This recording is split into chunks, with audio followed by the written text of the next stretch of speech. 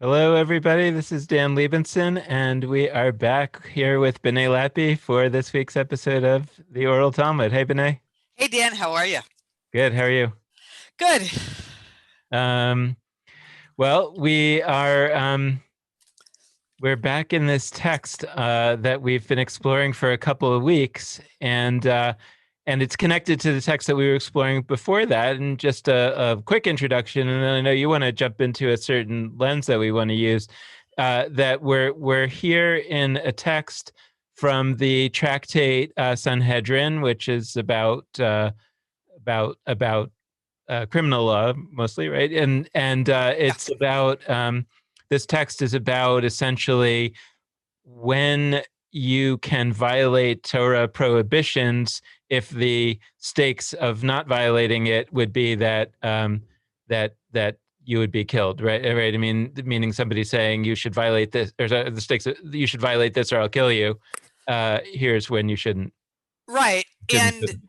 right. And as we've pointed out for the last, how many weeks have we've been learning I this? think this Is is the this third week that we're at this. third week? Okay. So for the last 2 weeks, we can't lose sight of the fact that the question, when can you, sits on a more fundamental question of can you, which is which these guys assume the answer is yes, which is the radical Mhm. move. Just to think you can, and we can take it upon ourselves to say, okay, here's the Torah. It says to do this and don't do this. We actually have the authority to violate that and decide that we're not going to do what God said is the radical move that the okay, when can we Mhm. sits on. Okay. Mhm. And there's so the answer is that you can do it. You can violate all the Torah prohibitions in order to save a life, or if somebody says I'll kill you if you don't, to save your own life, uh, except for three. Except for three prohibitions, some version of idolatry, whatever that means exactly, some version of forbidden sexual uh, activities, and the third is if the command not to kill somebody else, not to murder somebody else. So if somebody says you should murder this person or I'll murder you, you should be murdered rather than murder somebody else. Right. And by the way, let's make sure we understand that killing is different than murder Mm-hmm. in Jewish law, right? There are all sorts of instances of killing that are understood by the Torah to be permitted. Right, and Killing. and Mhm. it's interesting to think about conscientious objection with regard to this, because I mean, this is not something that I'm an expert in. I don't know if you, but it would seem the logic would seem to work for me that if you were just a pacifist who kind of didn't think you should fight, it's not so clear that this text gives you an out, because at least in terms of law, killing somebody in a war is not inherently murder if it's a legal war, etc. However, if you're a person who says, I believe this particular war that our country is in is an illegal war and I'm being essentially asked to murder people, that would seem to be a more valid basis to say, and therefore I shouldn't do this. Right? Absolutely. Absolutely. And So, another example of killing that isn't considered murder is killing in self-defense. uh-huh. So what's understood by this text is if someone comes to you and says, I'm going to kill you unless you do X, Y, or Z. If you can kill that person to Uh-huh. prevent them from killing you, you're obligated to do so. And Mm. that's not considered murder. Of course, if you can shoot him in the knee and disable that person rather than killing him, you have to do that. But killing in self-defense is not even debated here. Well, so That's but that is an interesting. I know it's a minor point. We should move on from it. But that would seem to create a hierarchy that if somebody holds a gun to your head and says, "Kill that person or I'll kill you," the first thing you should try do, if you can, is kill the person who's threatening you. I mean, if you can't shoot him in the knee, like the first person to be killed is actually the person threatening you. The second person to be killed would be you, and and and only the third person, or the person who definitely shouldn't be killed in this whole story, is the person who they're telling you to kill. right. That's interesting. Yeah. I mean, I don't know why it's interesting. There's something, there's something kind of There's something there. yeah. Uh-huh. Okay, well, so today, so in the previous weeks, we looked a little, or last week, I guess, we looked primarily at the exceptions. So 2 weeks Right. ago, we were looking with this remarkable thing, which we had looked at the week before as well, when we were talking about pikuach nefesh, the idea of saving a life, violating Torah laws to save a life. Just the extraordinary thing that the rabbis are doing, where the Torah doesn't say that. The Torah doesn't say that you can transgress Torah laws in order to save a life or to avoid being killed. But the rabbis get there, and that was sort of thing number one that we looked at. And thing number two that we looked at last week and that we're looking at this week is, and all these are intermixed, of course, but the ones that the basic things that we're looking at now is the exceptions. And so last week we really looked at the exceptions about idolatry and about sexual relations somewhat. We didn't get too deep into that. But then this week we want to look at the exception that's about murdering somebody else.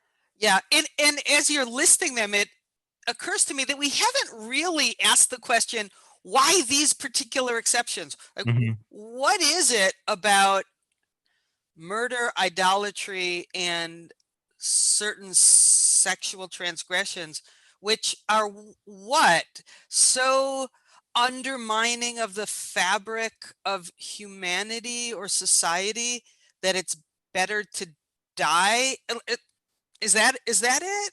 I'm not really sure, but I don't know. What do you think is going on?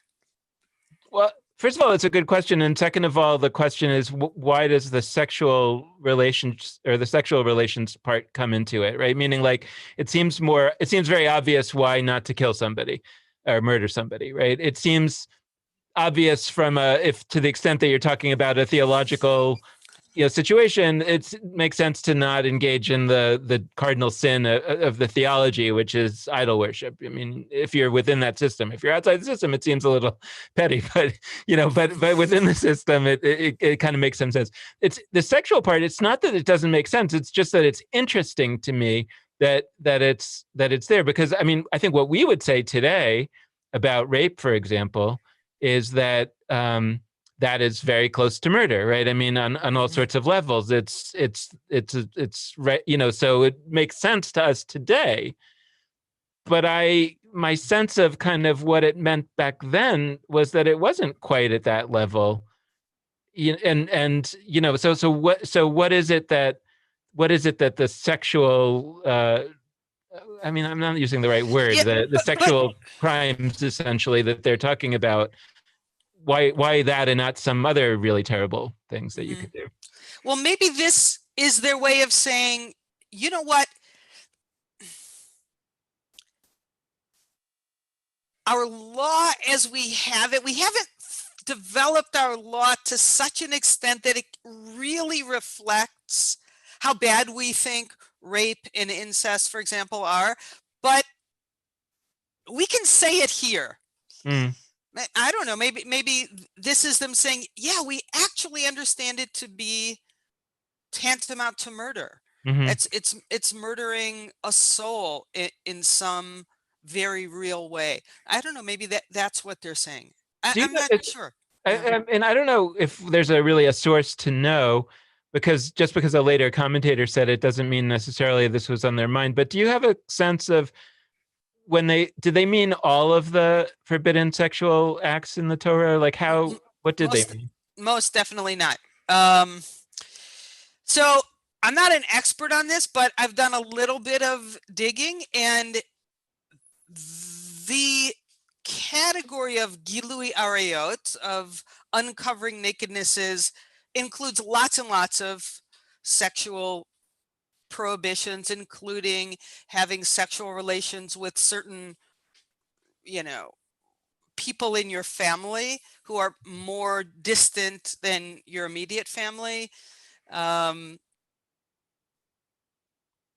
rape, anyway, a large set of things. But with respect to this being an exception to what you shouldn't give up your life for, in other words, the set of things for which you should rather give up your life than commit, is named differently in different places in rabbinic literature. In some places, it is explicitly named as rape and incest. In other places, it's rape, incest, and mishkav zachar, which is super problematic. Okay, what does that mean? That means male sexual intercourse. In some places, that one isn't included. That's all I know. So, you know, the problematicness of male intercourse being included is that homosexuality gets laid down on top of male intercourse, and then there probably erroneously, I would say, because I don't think that's what they were talking about. And you know, then there's this sort of retrojected horribleness about quote unquote homosexuality, which again, I don't think is actually what they meant, and I think the dots being connected that way is wrong, but it is for sure a problematic piece of our history to look at. And I, for one, am encouraged by the fact that one, mishkav zachar, male intercourse, isn't included in all of the groupings of what you should die rather than do. Right. But like another way to look at this whole thing, and it connects to what we were talking about last week, that, you know, when we were talking about how people ask, well, when are you going to do an episode on climate change? And we're like, every episode is about climate change, because this is about a process of thinking, not necessarily about sort of topics, you know? And I think that we could look at a higher level of abstraction at what's going on here and say, look, these are the three topics that were particularly significant to them at that point in history. And we could look at the topics and say, well, you know what, right now we wouldn't necessarily say idolatry is a big one. So maybe we would take that off the list if we were rewriting this today. But what's interesting about, and murder, we would probably leave on the list because, yeah, we still agree with that. The sexual part is interesting because, like, we would say, I would say, right, what they thought were problematic sexual relationships, some of them I don't think are today, and many of us, if not most of us, don't think they are. So, for example, male sexual intercourse, I would say take that off the list, of course. But the idea that sex, you know, that abusive use of sex is something that might belong on the list of exceptions to to things that you can violate at the cost of your own life. I think that we actually do agree with that. So the idea that there's something about sex may continue to be true, but the specific sexual, you know, concerns that they had may be different. I mean, something about that strikes me. And yeah, talk about that. Then I want to expand it a little more even. Yeah, I think you're absolutely right. And I think for them, male intercourse was understood to be a coercive act by someone with greater power against someone with a man with greater power against a man with lesser power. But I really want to be 1,000% clear that, first of all, the text goes on to then give exceptions to the exceptions, which we're going to talk about. Oh, okay, idolatry, yes, but not in this case, but not in this case, and it becomes virtually nothing. And we have a legislative history which shows us how they narrowed and eliminated some of those cases and the methodology for doing so generally. And I think the message of the Talmud is, you're going to know what you need to limit in your time. Here's how to do it. You know, so no one should take either what the Torah says as the last word on anything in Jewish law. For sure, it's the beginning. No one should take what the Talmud says as the last word in Jewish law. We've had 2,000 years of development of the law, and there's no one, zero, nobody in the Jewish world who would say you should rather die than have male intercourse. That we're talking about a a snapshot from 2,000 years ago, for which we have a long set of precedents to work out in a very different way, and we have. Mm-hmm. Yeah. So when my wife and I are still doing this daily Talmud page together, and it's there's interesting things like, so her perspective is kind of, she keeps bringing up this idea that we should write a Talmud that accords better to our day. Like, in other words, she's trying to find inspiration from the Talmud that we're reading, but also feels that a lot of it is not relevant or not right. And we've talked a little bit about, like, even something as simple as in the tractate Brachot, there's all this stuff about demons in the bathroom. Well, we know that there are actually germs in the bathroom, so actually it makes sense. Like, there are things that we could derive out of that. We could say, like, oh well, how could we actually take this seriously but different, and so actually when I'm looking at this, and I know this is where you're getting at also, it's kind of thinking about, what is this telling us about our society and the way we should think about law, whether that's Jewish law or American law. And it really is saying, look, the law is there for a reason. The law is there to construct a good society or whatever that might be. If you're being asked to violate the law, if you're being asked to violate the law and the consequence for not violating it would be that something even worse is going to happen, you're going to die or somebody else is going to die, like, of course you should violate the law. Like, that's not what the law is. And the idea of, like, you should live by it, even though that's a misquotation of the Torah, the point makes a lot of sense. Like, of course the law is there so that you should live and thrive. So there has to be some layer of judgment that is being applied there, whether by actual judges or by people, that says, like, we can't tell you exactly when you're not supposed to observe this, but we also want to give you some level of understanding that there are going to be those times and you're going to have to do your best and use your best judgment. But let us give you some examples, because the ones where really the violation, the consequence is worse than the violation, like, well, of course you should violate then. And so what's interesting to me is, like, what we might put on that list, whether Jewishly or in other legal systems today. What would be if we were going to go out and say you can violate any American law,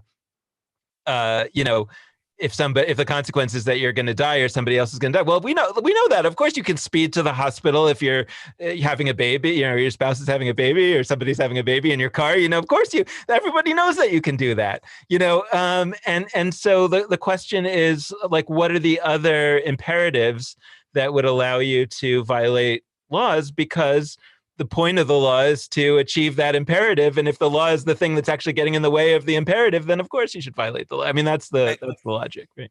Yeah, I love that. I'm still worried. I'm still worried about people misunderstanding the instances where the Talmud says maybe it includes this. Yeah. So I just want to go back there one more time. Okay. I am certain that the rabbis didn't understand what it means to be queer or gay as we do. And what I think is fabulous is that they actually gave us the yardstick. Mm-hmm. The V'chai Behem as a yardstick. It does, living by this, whatever this is, law in front of you, cause you to die, cause your soul to die, or cause your soul to live. And I don't think there's a queer person who doesn't understand that, as did Justice Anthony Kennedy when he gave the decision for the majority in the Lawrence decision, that it is part of the humanity of every person to have sexual expression. Mm-hmm. And one can't be imagined as a dignified human being if we prohibit them that. That's what Kennedy said, that expression. So we know that V'chai Bahem applies to living as a queer person with a sexual life, rather than, quote unquote male-male intercourse being one of those things that you should rather die for. We understand that if you're gay, if you're queer, your sexuality is part of what is required for you to live. So v'chai bahem applies to you. It's a shift of categories because of what we now understand about what it means to be queer. Okay, Right. just wanted to say that. Right.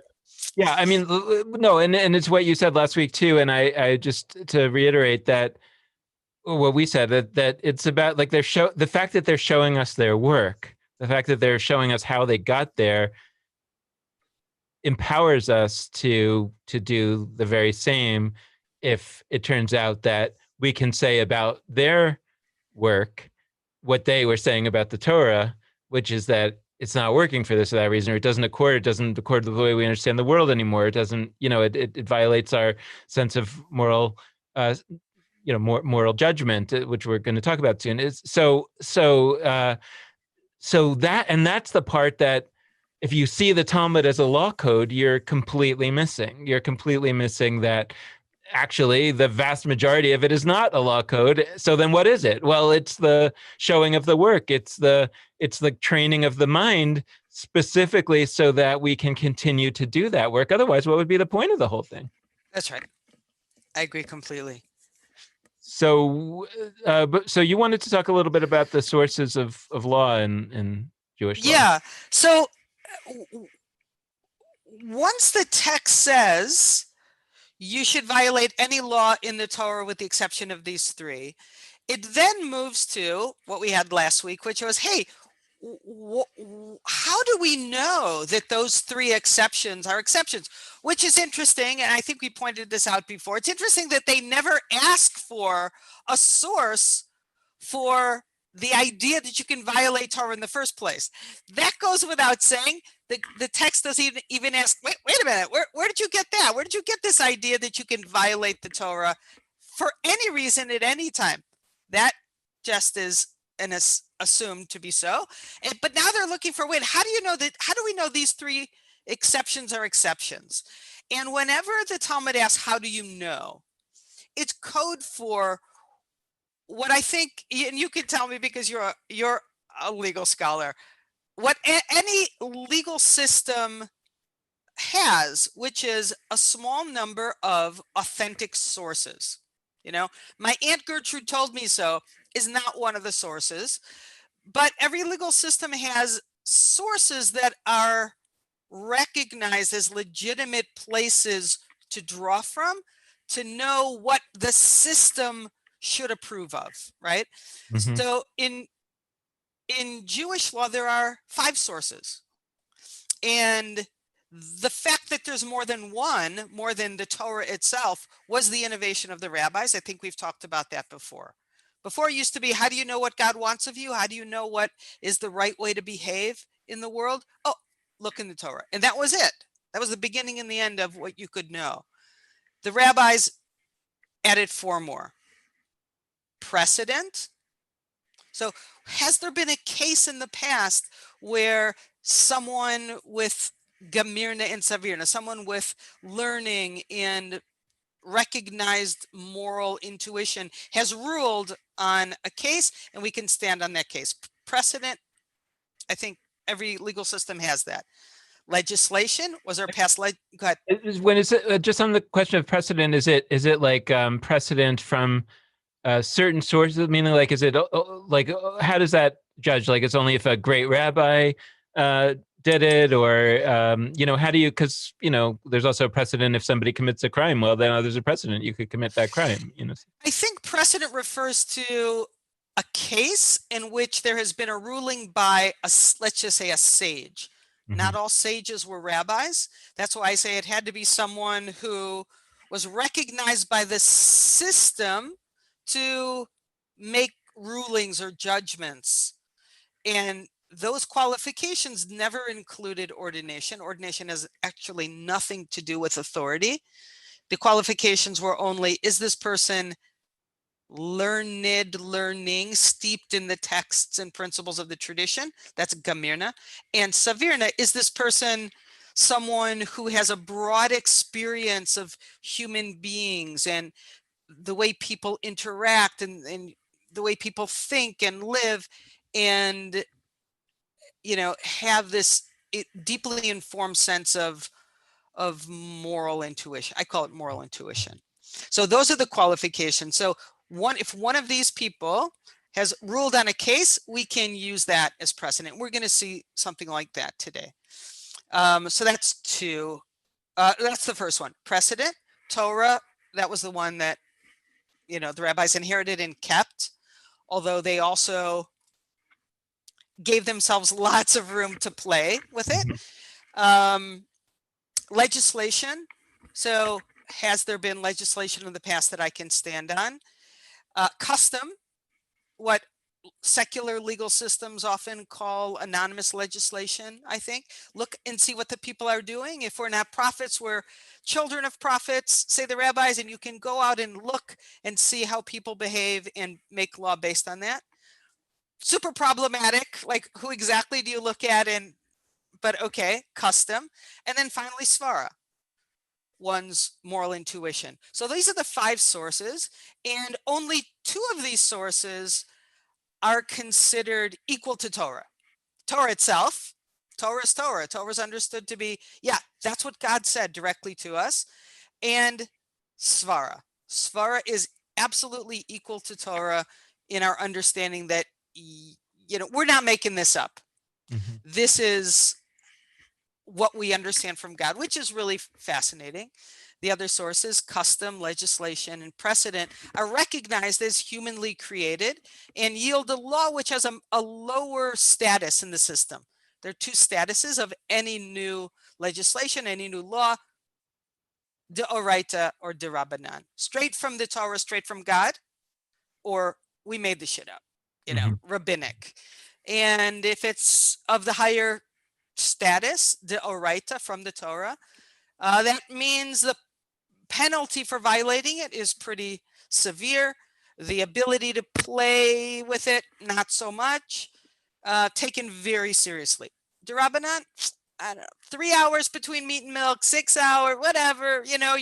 Different communities will do different things. If I take a glass of water between the you can play with it. You can have legal fictions, more legal fictions to get around it, things like that. Right. And svara is understood to be equal to Torah. So I think that's the move the rabbis made, which created the entire rest of Jewish tradition. Mm-hmm. I think I don't know if I want to say Jewish thinking, but the way we've learned to operate in the world as Jewish people is because of that move. The rabbis saying, what my moral intuition tells me, if I'm deeply steeped in the tradition, is something we should trust. Mm-hmm. And we're going to trust it as much as we trust Torah. Mm-hmm. That's a profound innovation that has changed our culture, our way of being in the world, and the world around us, because of I think the influence we've had. Okay, whatever. So knowing that Svara is a source, and knowing what they had in their bag of tricks, now we're going to look at the answer to their question. Well, how do we know? What's our source for the idea that murder is an exception to something you should violate rather than give up your life? And in fact, you should give up your life rather than commit murder. Okay, so sorry, that was a long introduction. No, that was good. So we'll jump into the text, and we can read it here. So the Gemara asks, from where do we derive this halacha with regard to a murderer himself, that one must allow himself to be killed rather than commit murder? The Gemara answers, it is based on, and here it says logical reasoning, but that in the Aramaic is svara, right? So it is based, which you translate as moral intuition. That's right. That's right. And I really think one of the things that we all, as Jewish educators and translators need to do is stop translating the word svara as logic or deduction or reasoning, because the concept of svara has had a life of its own in Jewish history, and it has evolved. And in the early era of svara as an idea, it was a legal deduction. And the only thing that was accepted as svara was something that absolutely followed, that everyone would agree with. You couldn't disagree with it. But the concept, the rabbis expanded it over the Amoraic period and the Stama'itic period to what,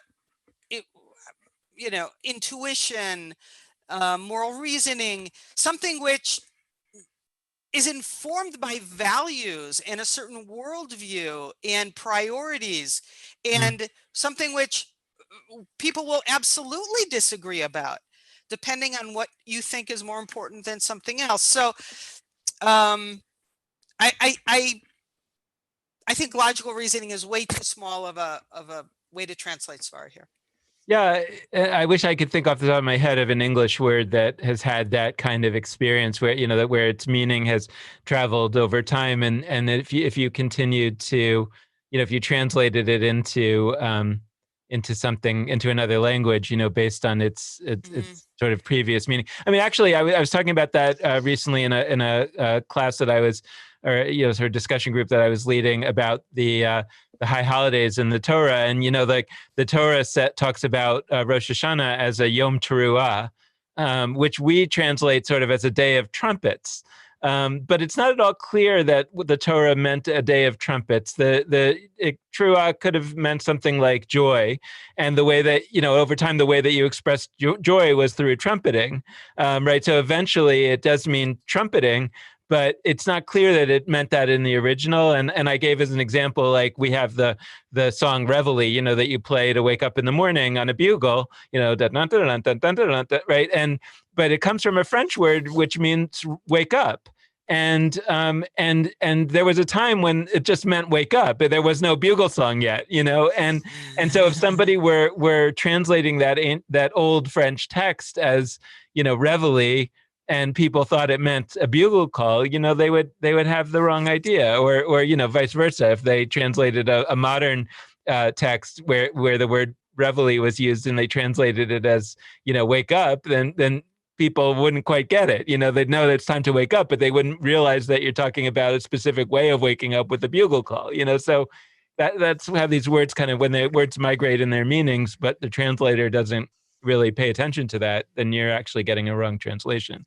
Yeah, I wonder if actually the word intuition has had that similar kind of trajectory. I wish I had a dictionary right here, but it occurs to me that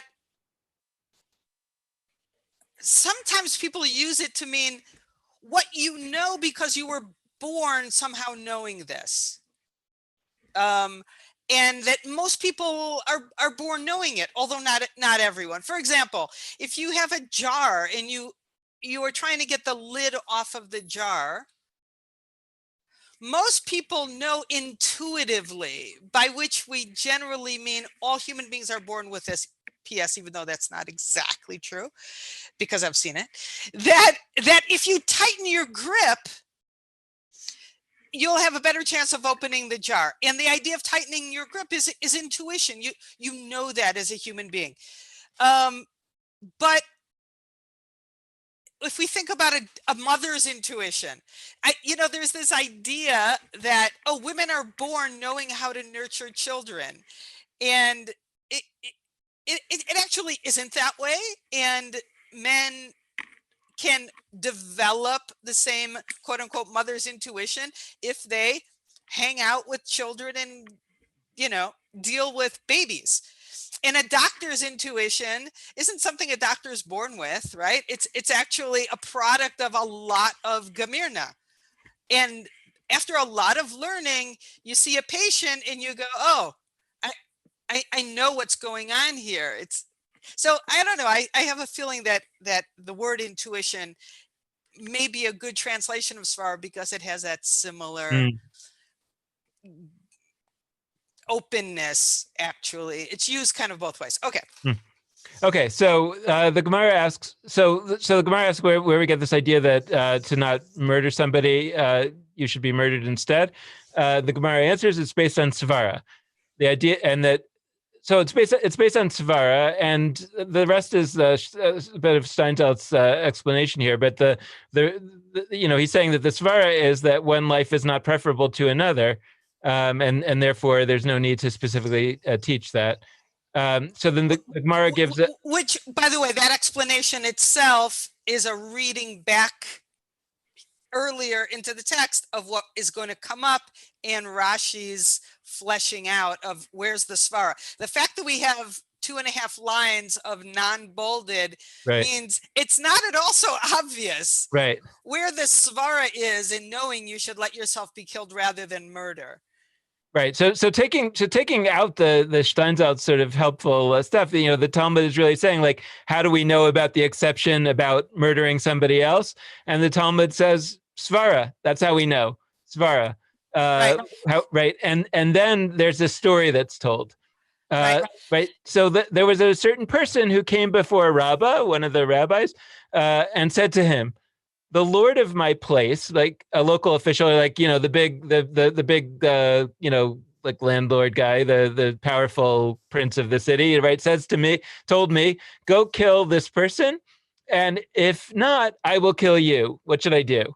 And Rabbah said to him, it would be preferable that he should kill you and that you should not kill. And he goes on and he says, who is to say that your blood is redder? Perhaps that man's blood is redder. However we want to understand that, right? But that's the story that the sage said to this man, you should allow yourself to be killed because who's to say that your blood is redder than the person who you're being asked to kill? Yeah. So there's so much there.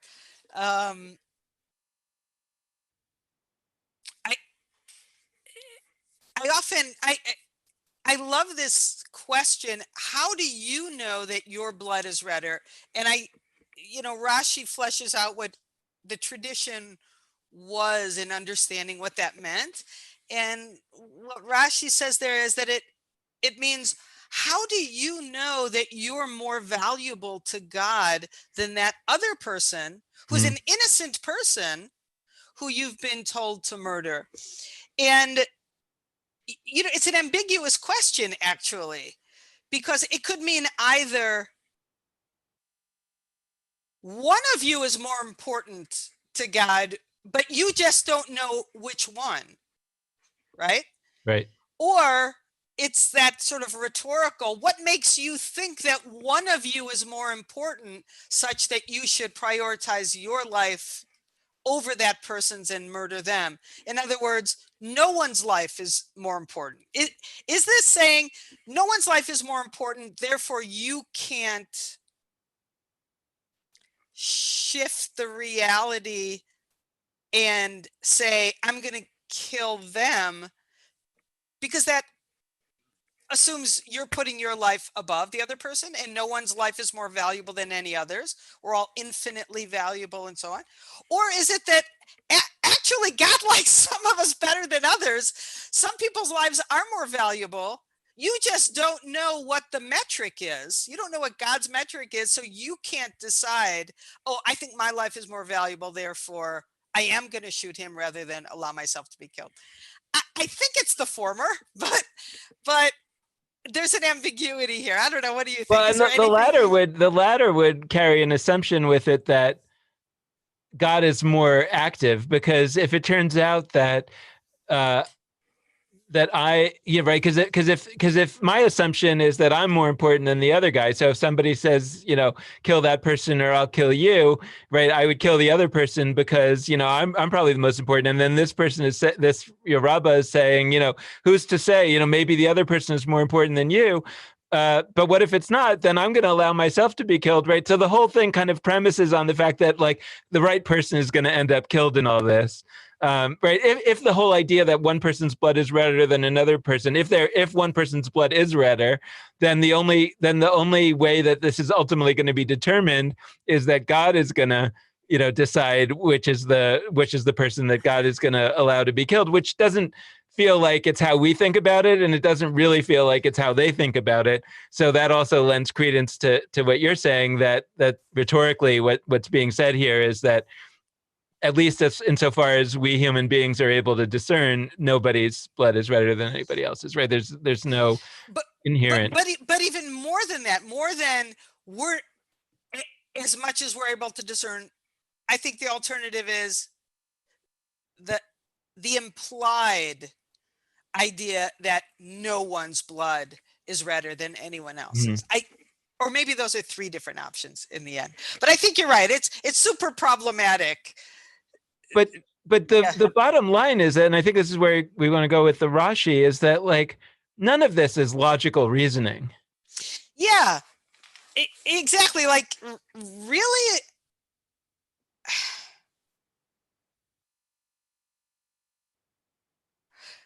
it's for sure. Definitely wouldn't say it's logical, but it's svara in that it's someone's idea of the kind of world we want to create based on a certain value. That's where the svara is. Yes. But that's what I'm saying. Like this is what we might call, moral philosophy, or like you say, moral intuition. Sometimes that's called, like in academic courses, moral reasoning. But that's very different from logical reasoning. I mean, this is the problem with like utilitarianism, is that ultimately it's not really something that you can reason your way to. And we talked about it, I think, last week. I mean, this is where the trolley problem comes from. All these problems that are like, well, you think that it's so easy to know, if a trolley's coming and you could switch it onto the tracks and it should kill, 5 people rather than one, then of course we should switch it to the track where it's only going to kill one person. But then you can very quickly change that problem such that your head starts to spin and it's not at all clear what the right choice is. And ultimately it doesn't come down to logic as we generally think of logic working in math or other disciplines. It ultimately comes down to a moral vision of the world, and that's what it ultimately comes at. So to call that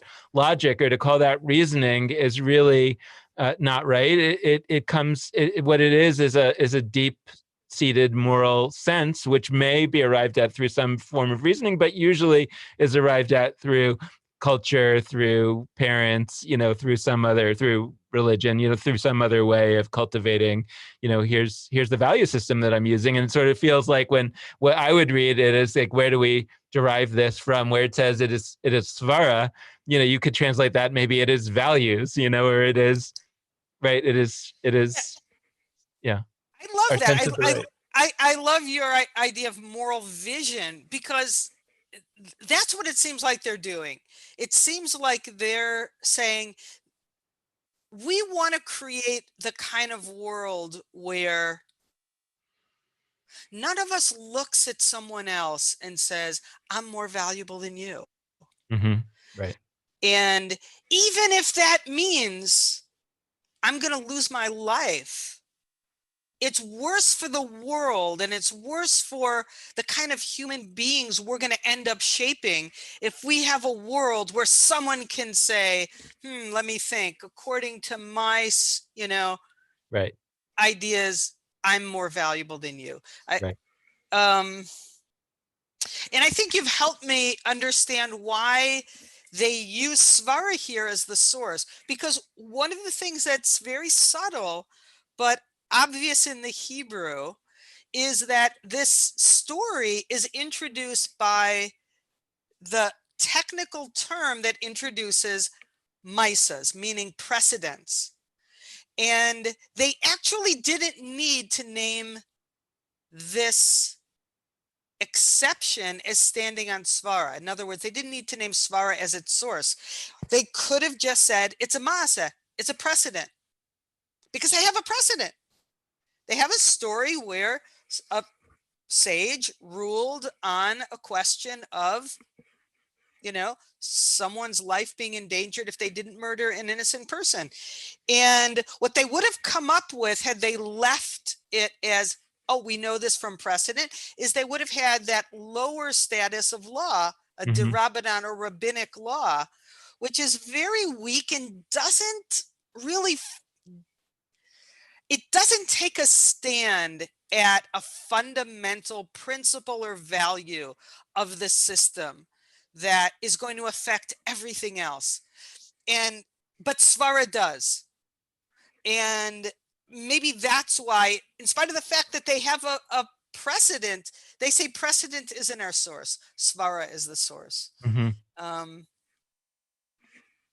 I mean, there's a, I know this starts to, like, this is now adding layers of much more contemporary thought, but I'm thinking about how Yitz Greenberg talks about I think it's also Maimonides, it talks about this idea of why Adam was created alone, and there's this idea that nobody should say my father was greater than your father, and there's basically this idea, and Yitz Greenberg really takes this to the idea that, like, fundamental to the Torah's vision of the world, or to Judaism's vision of the world, let's say, is that we're all equal human beings, where every human being is simply a human being. To the extent that there's inequality, it's human beings vis-a-vis God. Every human being is equally a human being, and if you, or the extent to which there's inequality, it's because we're not living up to. right. Yeah. Okay. Fine. Go But I ahead. mean, to the extent that there's, like, justified inequality, it's only vis-a-vis God. Yes, if there's inequality among people, it's not the ideal world. And that if you believe that that's, like, true in the very fabric, that that's kind of the underlying principle. And in America, of course, we haven't lived up to this, but you could say, like, if we say, well, what is the principle that's supposed to undergird all of America? All men are created equal, right? So if we have a situation, even if it's in the Constitution itself, where all people are not being treated equal, that creates a dissonance. You can Now, sometimes you can say, well, if we're talking about women, it says all men. Okay, well, then maybe we have to amend the Constitution, or maybe we have to re-understand, but man, they didn't mean men, they meant people. But, look, well, what about minorities? They didn't see them as people. Okay, so there are all these things that have to be either done or addressed, but you can, and I think Martin Luther King did do this, you can come to the American system making a claim that what you're doing now with Jim Crow, with stopping us from voting, is a fundamental breach of the very nature of the society that your legal system, as admirable as it may be, is trying to build. And if that's the case, then it means that the law is wrong, not that the fundamental ideal is wrong.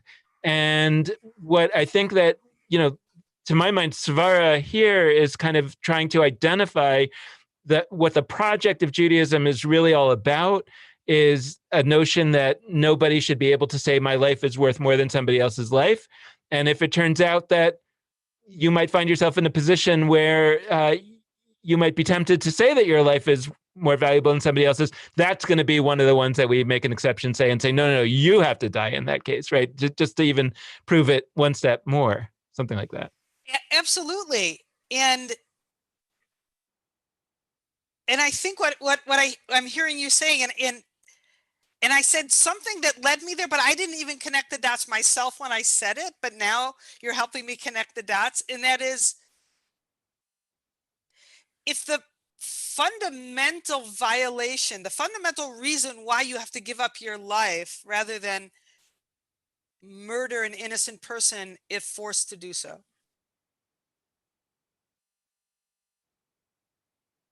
is that you're saying my life, it's implicitly requiring you to say, I think my life is more valuable. And that's sort of the fatal mistake. Mm-hmm. It isn't even a jump to say that to be racist, any racist act or utterance or policy is something that we should rather give up our lives than to commit. It isn't a jump to say that a racist act, utterance, policy, word, action is in fact in the same category as the murder of an innocent person. And we should rather give up our lives than do that. I'm loving this. This is right. This is so right. It's Well, this. Yeah. okay. I, I I feel like we're living in a time that I never really imagined I would live in, where a choice like that is not so unimaginable. Meaning that if things happen and we're forced to sort of take to the streets to try to salvage our democracy, some of us might be killed. And like and I think that's pretty hard for prosperous white people to imagine. It's hard for me. Uh and And I think that was precisely the calculus that right, so many people made when they said, I'm going to leave my home in the midst of a pandemic right, and go out onto the streets right, because this is right, even more important. Yeah. right, right. And by the way, I didn't make that choice. Uh, uh, yeah. And I think like um I think that I think it's helpful to abstract the principle a little bit here, right? Which is that it's something like, and I don't quite have but it's something like the exceptions are right where you should lay down your life is when the laying down of your life is about, and perhaps the way to logic it, right, to rescue the idea of logical reasoning, is that once you have the principle, then perhaps you can actually use some degree of logic to ask whether we're there. But it's moral intuition to lay down the principle, which is to say that if the system itself is being undermined such that the law basically becomes a joke, because the law has a purpose, and the purpose is to build a good society. If observing the law is actually undercutting the good society because, for example, it's preventing you from fighting against a dictator, or an authoritarian who's trying to take over the society and will turn it into a bad society, well, of course, that's where you should lay down your life, or at least risk your life. And if not, then the whole project is just a joke, right? And that's the one thing that we don't want to say, is that the whole project is a joke, whether I, that's the Jewish yeah. project or the American project, right? I'm sorry. My mind is just tripping out here about what I think the obvious implications are once we got it. And I never got it this before until today, that the that what's at the root of the svara is simply the idea that you cannot say my life is more valuable. Mm. And any act, and I never thought to take it out of murder, but if you look at at that principle, which tells us why murder is a problem, Mm. why murdering this person is a problem rather than giving up your own life, then that principle makes it so clear how the mandate that our tradition has already put on creating an anti-racist world. Can you totally close that connection about sort of how you go to the racism as the Okay, modern day exhibition of it? so I'm using Ibram Kendi's really simple definition of racism, or a racist act. I I would have to take off my headset and go to my bedroom to actually read it, but let me see if I can remember. He says very simply, racism is believing that, I really feel like I want to get the definition. Should I go get it? I don't want to leave. Okay. Anyway, that a group of people, I'm not going to do it justice. But fundamentally, that one group of people is more important than another group of people. Yes, basically that, right? Um, and a racist act or utterance or policy which treats one group of people differently, either better or worse than any other group of people, is racist. Mm-hmm. Period. And what I think he's getting at is what's inherent in racism is the idea that you are judging groups of people in terms of value one against another. Mm-hmm. And I think that's precisely what's underneath. That's the svara, essentially, about why you can't murder someone else to save your own life, because you cannot say, I know my life is more valuable than that person's. And if that's, it's not about murder. Uh-huh. It's about making the judgment of value.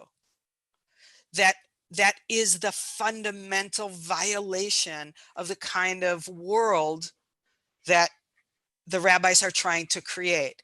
And if that's the fundamental value that they want to preserve, the idea that you cannot do that, then you cannot do it on 1,000 other things beside murder. Murder then is only an example, one playing out of the valuing of one life over another, or one group of people's life over another. And racism becomes another playing out, which has to be equally prioritized, such that you should rather give up your life than do. It's right. Well, and that connects the, to at least a more modern view of the sexual transgressions, right? To the extent that we see them as abusive, right? Because they're about power.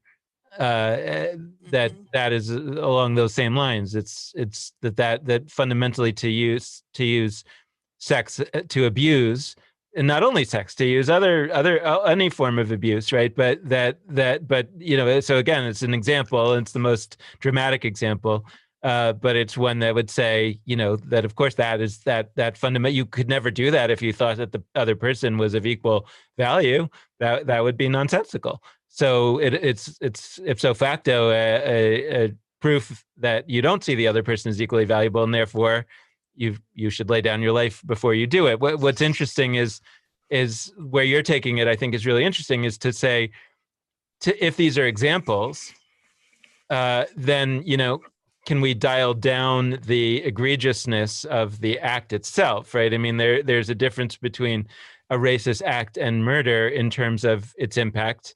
It's still very bad if it's a racist act, but it's not quite murdering somebody directly, right, with your hands. So, but we're saying, but it's bad enough to cross the threshold of, right? And then you would kind of keep going and say, well, is it even a little act of proving that I think I'm better than, more important than somebody else, that ultimately I have to lay down my life for? And maybe even that itself is almost metaphorical, in the sense that what it's really saying is that we're going to give you the extreme form of it, which says you should lay down your life rather than do this. But what that really means is that you should never, ever do this.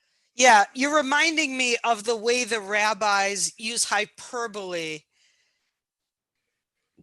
to say things like shaming someone in public is tantamount to murder. Uh-huh. Okay,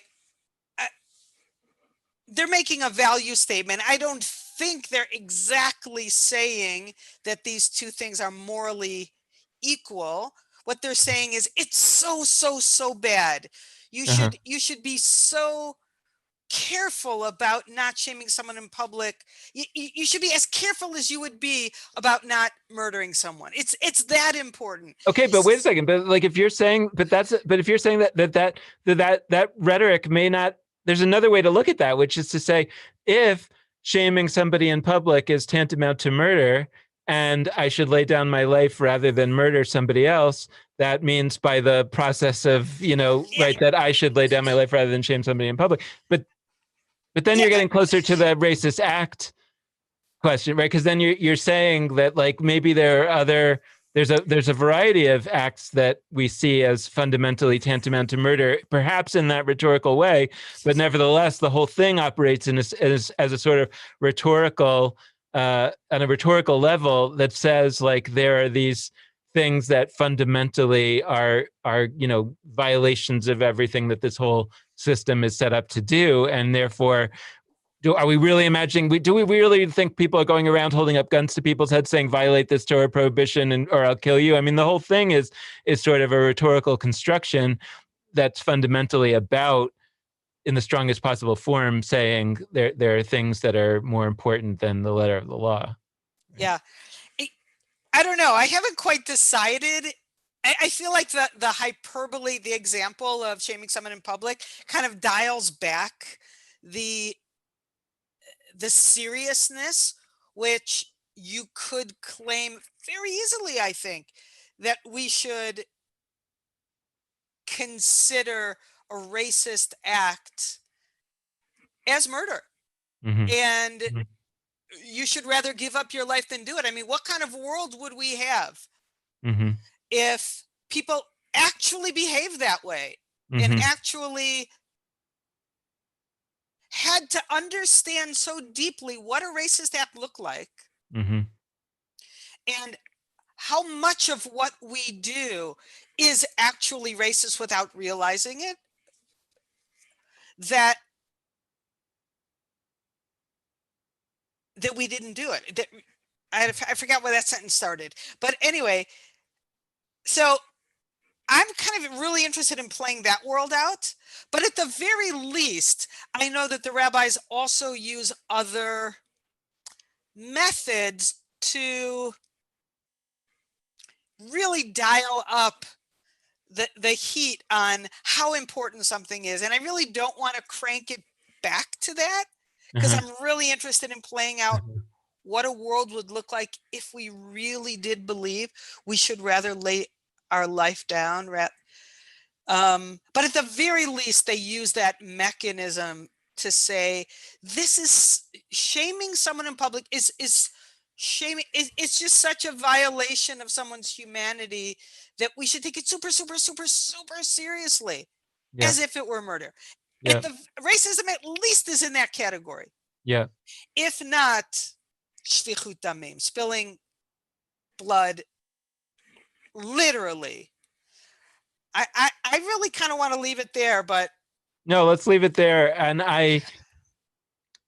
what I'm curious about, and maybe this isn't like a Talmud thing, this is more of a Jewish practice thing, is like, has Judaism been successful at translating these values into practices or not? And maybe that's the less important question than if I want to play out the world that you're talking about too, and sort of see where that leads. And I'm just as curious, if not more so, about the practices it would lead to, not just the values that it would have us walking around claiming, and what yeah. would that mean? What would the obligations look like? The positive commandments, not only the negative commandments. What would they look like in a world like that? Of course, I shouldn't engage in a racist act, but what should I do? Like what? It's a very fascinating, very important world to think I about. think we should seriously put together a laboratory to start figuring that out. I mean, that's our job now. That's what you do when you are living through a crash and you Yeah. realize there are values that your system either hasn't had, or it has had, but they've been so deeply buried that you haven't been able to surface them to see how they apply to challenges that seem new. And then you have to develop new practices that are not going to look Jewish for a while, but they will to our grandchildren. Right. And then we got to go. But I think it's also that we some of these questions don't get raised when we are in the position of the powerless. And both in Israel and in the US, for the most part, Jews are in a position of being more powerful in society. Not all Jews, of course, but a lot of Jews. And so these questions get raised. These questions get raised, and sometimes they get raised, and we find the tradition lacking. And that's okay, especially when what we find in the tradition in its deepest place here, and sometimes like we're doing, you have to like scratch at it to get to that deepest place. What you find is that principle that Martin Luther King brought, that the principle that says this is what it's really all about. And we haven't we haven't made it. It's like, and it's not make America great again. It was never great. Like it was great in certain ways, but it was never great on this one. Judaism, it's not make Judaism great again. It's make Judaism great for the first time, because actually we never were in a position before where we had the privilege to try to live out our deepest principle, because we were in the position where we could help others rather than sort of just kind of make it through ourselves. So at the very least, it's make it greater. Yeah. Right. Yeah. Well, yeah. Yeah. All right. So to be continued. Okay. To be continued. All right. Good to see you. Thanks. Good night. Bye. Thank you. Bye.